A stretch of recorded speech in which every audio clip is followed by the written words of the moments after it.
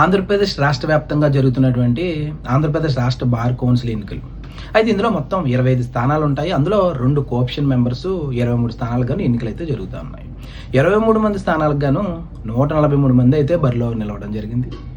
అయితే ఇటీవలే తెలంగాణ రాష్ట్ర బార్ కౌన్సిల్ జరిగినటువంటి దాంట్లో చూసుకున్నట్లే అయితే ఓట్లు సరిగ్గా వేయకపోవడం వల్ల ఇన్వాలిడ్ అయితే అయినాయి. ఇన్వాలిడ్ ఓట్ల వల్ల గెలుపు ఓటంలో తారుమారే అయ్యే అవకాశం ఉంది. గెలిచే అభ్యర్థి ఓడిపోతాడు, ఓడిపోయే అభ్యర్థి గెలిచే అవకాశం ఉంది. కాబట్టి ఈ రకమైనటువంటి ఎన్నికల్లో తప్పులు జరగకుండా ఉండడానికి మనం కొన్ని జాగ్రత్తలు అయితే తీసుకోవాల్సిన అవసరం ఉంది. మీరు 23 మందికి ఓటేయచ్చు. ఒక్కో న్యాయవాదికి 23 ఓట్లు ఉన్నట్టుమాట. అంటే ఫస్ట్ ప్రిఫరెన్స్ ఓటు ఎవరికైతే వేస్తారో వాళ్ళకి ONU1 అని, సెకండ్ ప్రిఫరెన్స్ ఎవరికైతే ఓటేస్తారో వాళ్ళకి TWO అని, అలాగే మూడో ఓటు ఎవరికి వేస్తారో THRW అని, అలాగే నాలుగో ఓటు ఎవరికి వేస్తారో వారికి FOUR అని, అలాగే ఐదో ఓటు ఎవరికి వేస్తారో వాళ్ళకి FIV అని వేయడం జరుగుతుంది. అలాగే మీరు 6, 7, 8 అలా 23 వరకు మీరు ఫస్ట్, సెకండ్, థర్డ్ అలా ప్రిఫరెన్స్ ఇచ్చుకుంటూ వెళ్ళాలి.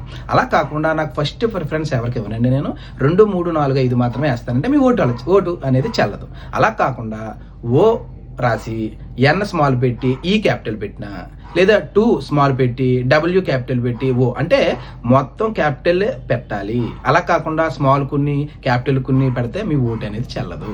కాబట్టి మీరు ఈ ఎన్నికల్లో మనం చట్టాలు చదువుకొచ్చిన న్యాయవాదులుగా మన ఓటుని సరైనటువంటి వ్యక్తిని ఎన్నుకోవడం ద్వారా న్యాయవాదుల సమస్యల మీద పనిచేసే నిజాయితీ పరులు ఎన్నుకుందాము.